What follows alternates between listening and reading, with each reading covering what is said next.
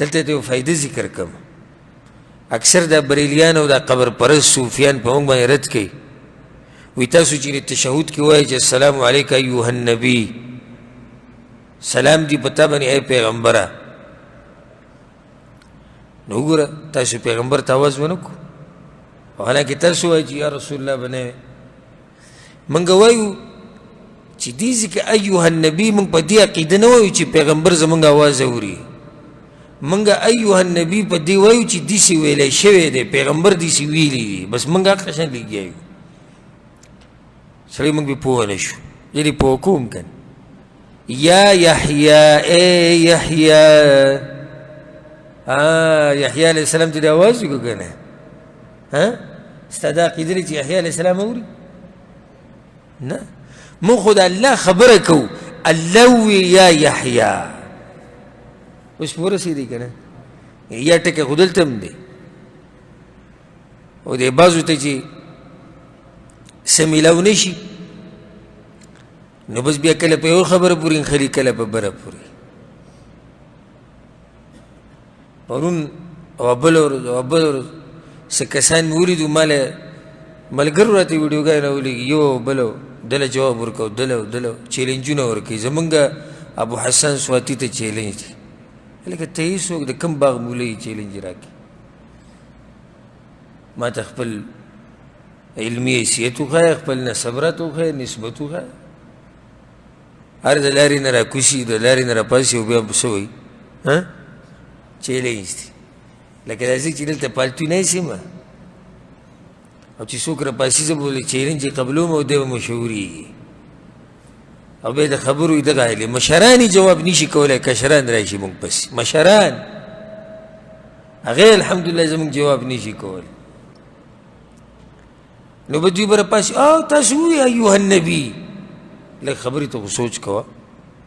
مونږ ایها النبي ولې وایو جواب یې دا دی وآتیناه الحکم صبیا او ورکړې وه موږ هغه ته پوهه د دین په وړوکوالي کې وړوکوالي کې الله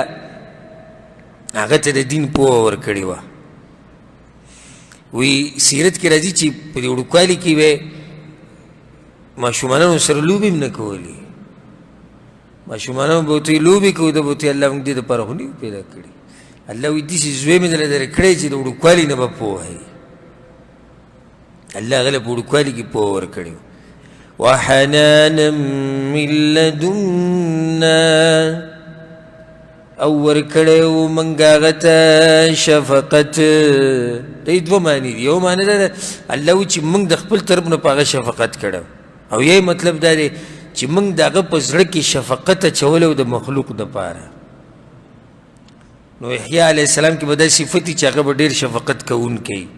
ډېر مهربان انسان به دا یې معنی شو وزکاة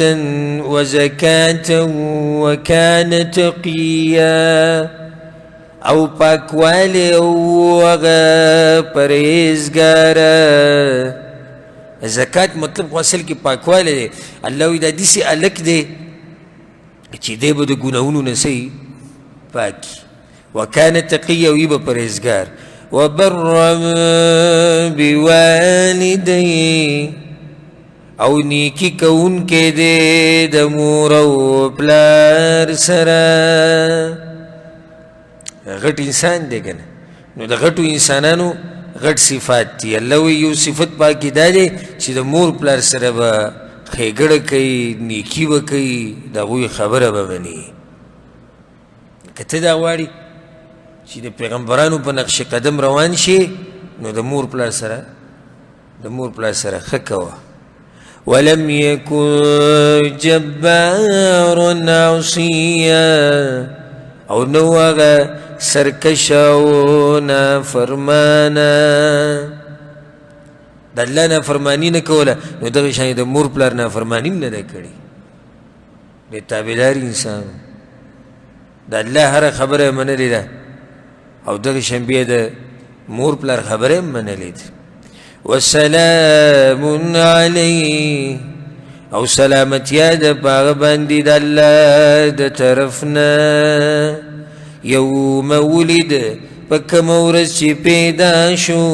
ویوم یموت او پکم ورځ چې مړ کیږي ویوم یبعث حیا او پکم ورځ چې برا پورته کیږي ژوندې. په دې دریو حالاتو کې به او په دې درې ځایونو کې به زکریا علیه السلام د زوی یحیی دی به په امن و امان کې او سخت حالات چې په انسان باندې راځي هغه هم دغه درې دي. ولې علما وایي وسلام علی یوم ولد کله چې پیدا شو انسان چې د مور د خېټې نه راوځي دنیا ته هر څه نوي ولیدو په دې ځای کې الله د هغه مرسته وکړي. ویوم یموت او چې مړ شي لاړ شي د مړو سره او د نوو خلکو سره شي هلته الله خیال وساتي. ویوم یبعث حیا او په کومه ورځ چې دا مخلوق الله ته ودرېږي دی به ولاړ وي څومره په یره کې به الله به په دې درېو حالاتو کې امن راولي د پیدایش په ورځ د مرګ په ورځ او درېم کم په کومه ورځ چې به بیا راپاسي. نو زکریا او یحیی علیهم السلام اوچت پیغمبرانو الله د اوچت زور کړو. بیا ګوره بني اسرائیلو ظالمانو ته او یهودو ته چې د پلار او زوی به وجیري د قاتلان د پیغمبرانو هغه څوک دي؟ هغه یهود دي. قاتلان د پیغمبرانو هغه د یهود دي. دوی بیا د پلار او زوی وجیري. موږ سره دومره وخت نشته چې موږ هغه تفصیلي سیرت له لاړ شو. په دې باندې به اکتفا وکړو انشاءالله. پر روان درس کې ډېره ناشنا واقعه د مریم علیه السلام او د عیسی علیه السلام چې څنګه الله مریم له عیسی علیه السلام ورکو قوم بیا هغې ته څه ووې او څنګه د یېرې حالات په هغې باندې راغلي وو څنګه الله هغې ته تسلي ورکړه او عیسی علیه السلام بیا د مور په غېږ کې خبرې وکړې. دا ټولې مسلې به انشاءالله پر روان درس کې بیانو. الله سبحانه وتعالی دې موږ پوه کړي په قرآن باندې او الله سبحانه وتعالی دې موږ له توفیق راکړي قرآن او حدیث باندې عمل کولو. هذا والله أعلم وصلى الله وسلم على نبينا محمد وعلى آله وصحبه أجمعين.